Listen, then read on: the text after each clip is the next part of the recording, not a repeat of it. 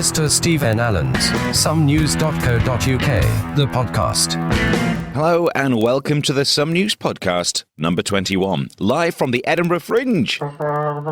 Okay, it's not live because it's an MP3, but stop killing my buzz. I'm loving it up here. The show recently got a 4-star review. No,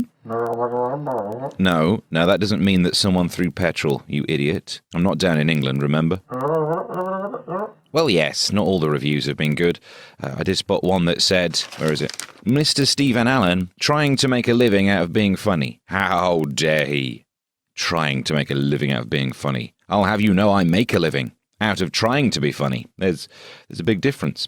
Anyway, in this edition, I predict some riot jokes, our kids did need an education, and slim chance of a diet book being popular. Let's crack on. Mr. Stephen Allen's Some News podcast, the main news.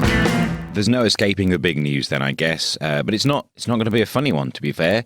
We've had riots in the UK. They were depressing, they were genuinely surprising. I didn't realise we had people that stupid in this country. These people are idiots. And I can prove that they're idiots because this was in the news. So there's a lot of looting going on as we speak. There is, yes. It's a little store I've just seen. A little store? They looted a little. Why? You could be there all day and get £3 worth of stuff. Struth. And in the same news bulletin, there was another caller who said that he spotted a gang of youths looting an Argos. Idiots. How do you loot an Argos? What, you just go home and rip the pictures out of the catalogue? These people are stupid. I mean, who smashes up the area that you live in? Pretty soon, you're going to realise you're the one who has to suffer the consequences. It's like breaking wind in the bath. Oh, that's better. Oh, I instantly regret it. What kind of scum goes round setting fire to things? Well, one rioter who was in the news was Chelsea Ives, an 18-year-old Olympic ambassador. What did she think she was doing? Getting a head start with a torch? This Olympic girl was allegedly filmed by the BBC throwing bricks at a cop car during a disturbance in Enfield.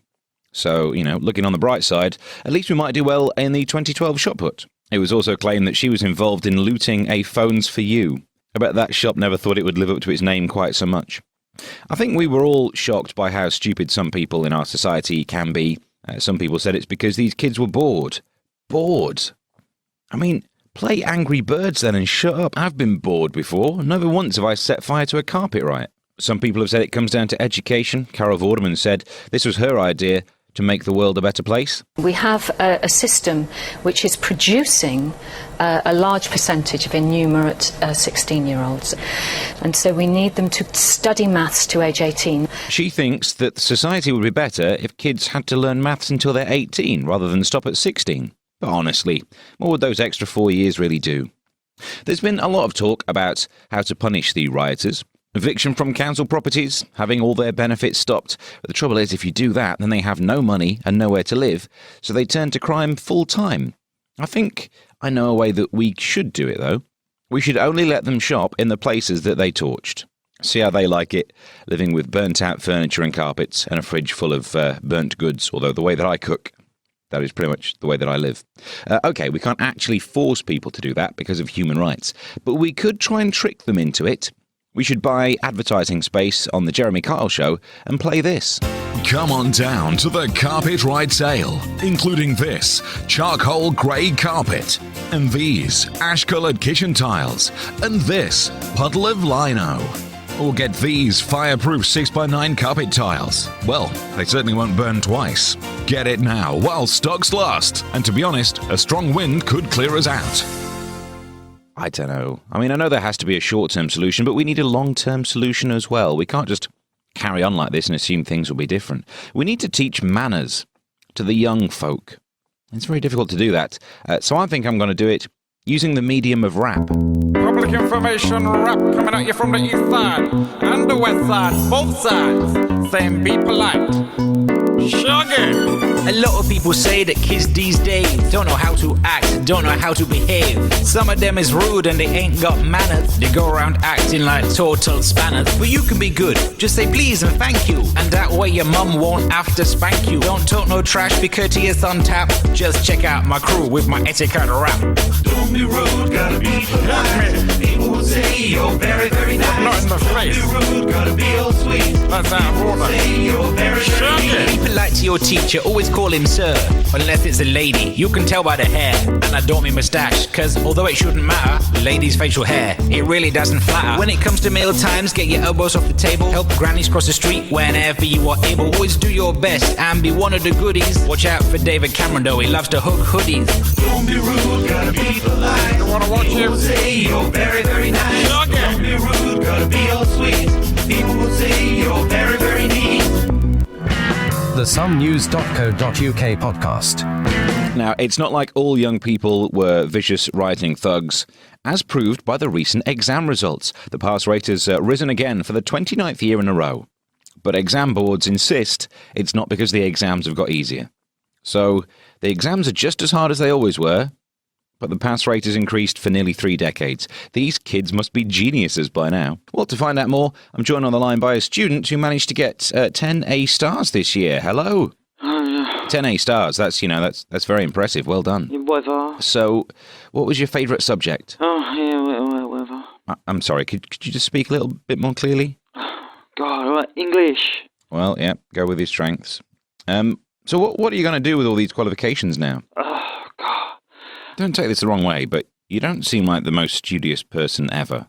Was it hard trying to get 10 A's? No, it was easy. Easy? Well, how did you do it? I was walking past an exam board and it was on fire, so I just took them. Oh. Yeah, that makes sense. But in general, the good exam results are a testament to the hard work that the students have been putting in. One thing that bothers me, though, is the grade of A star.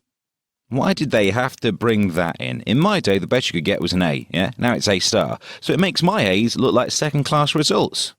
I'm just jealous. But it's like in Spinal Tap, yeah? The amplifier that goes all the way up to 11. Look at my GCSEs, yeah? They go all the way up to A star. Look, right across the board, yeah? A star, A star, A star, and... Oh, I see. And most GCSEs go up to A. Exactly, yeah. Does that mean it's one better? Is it any better? Well, it's one better, isn't it? Yeah, it's not A. Why don't you just make A better? Make A the top grade. These go all the way up to A star. But well done if you got the grades you needed. And good luck getting into university. I don't know if you know this, but there are 189,992 eligible students looking to fill 29,409 university places. And you don't have to be an expert in maths to go to a former polytechnic, so you'll be fine, I'll be right. The reason there's a mad rush for the university places is because this is the last year before the tuition fees come in. £9,000 a year to go to university. It's ridiculous, really, isn't it? For a while, I didn't mind because I've already been. I thought, close the doors behind me. But then I'm thinking, hang on, if I have kids, I hope they're really stupid. Don't know way I can afford it. The somenews.co.uk podcast. A diet book for 6-year-olds has been published in America. On the cover, there's a plump child holding a skinny frock in front of a mirror. On the downside, this could lead to an increase of eating disorders. On the plus side, there are people with a reading age of 6 who are always looking for a way to try and lose some weight. Although, no, she's not allowed to take books into the Celebrity Big Brother house right now, is she? It's called Maggie Goes on a Diet by Paul Kramer. It comes out in October, just in time to slim down before Christmas. And nutrition experts have condemned the idea of the book. They have a point. Joining me now on the line is a sufferer of a childhood eating disorder. Hello. It's good to have you on the podcast. So I was reading your case notes, and it says that sometimes, after being fed a bottle of milk, you'd be sick. That's okay. It's an emotional issue for many people. Just let it out. Being sick after a meal, that's bulimia. And, you're really brave coming on here and talking about this. But there's a happy ending to the story. You're now keeping meals down, and I hear that you've started to eat solids. Okay, thank you for joining us. Well, it was either a phone call about dieting with a baby or with Nikki Graham from Big Brother, and I think the baby was far less needy. Good choice. The somenews.co.uk podcast. Torrential rain caused flash floods in parts of the UK. Where was that rain a week before when it could have been extinguishing some burning carpet shops, eh? It's been pretty much raining non-stop up in Edinburgh. Down in Dorset was the worst, though. They had 2.3 inches of rain. Brought back memories of the flooding in Cockermouth. That was bad. As if the people hadn't suffered enough, living in a place called Cockermouth. That's what happens when you let teenagers vote in the naming of a town's name. Next on the agenda is the issue of naming the town. So far, we've only had 2 suggestions in the box. Willy Gob and Cockermouth. I knew we should have done this ballot before the GCSE results were out. Makes you think, though. If your home was hit by a flash flood and you could save only one thing, what would you save? I asked the question on Twitter. Here's some of the answers. MEO says, myself. That's it, looking after number one. Dora_Wolf. Well, if my hands weren't full helping my mum save my brothers, then probably my Sonia Reichel wedges? Hard question. I don't even know what they are. I'm so out of touch. Is a wedge something to do with underpants? Susie Tastic says, iPhone. I'd go back for the kids when I knew the phone was safe, though. Henna T says, my cat. But if an object, my computer. That's where my life is. It's true, isn't it? City 17 Film says me. Yep, looking after number one again. Fab Tantrum says my cats. If I didn't have cats, it would be boyfriend, but I don't have one of those, so it would be my boots, I think. That's actually quite useful. Pink Lilith says, not including kids and husband, I presume, my favourite shoes. No, seriously, photos, insurance cover and all the rest. Yeah, I suppose that's the proper one. And another thing says, I suppose it would have to be my dog, but I'd rather get my old photos, to be honest. Yeah, photos. Sod the dog. She can swim. Carl McNee agrees. They go with photos. Andy Matthews 09 says signed photo of Mick Jones from The Clash. Davey G44 says I would save my arse. Dave Cowler says my arse. I'm assuming he was answering the question, otherwise that's a harsh tweet, isn't it? Treff says tin opener. Barmy_owl. Can I choose two? My two dogs. No, you've got to pick your favourite dog. Let the other one go. Sir Kustak Can't said my blow-up doll. Do you know what, though? It would aid swimming. It's actually a good idea.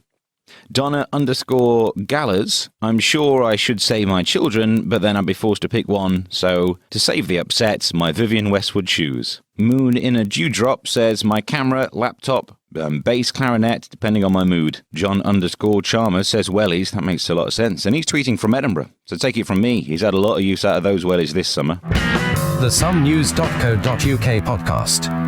That's it for this one then, this odd edition recorded up in Edinburgh. Don't forget, check the website, somenews.co.uk. Follow on Twitter, at Mr. Steve N. Allen.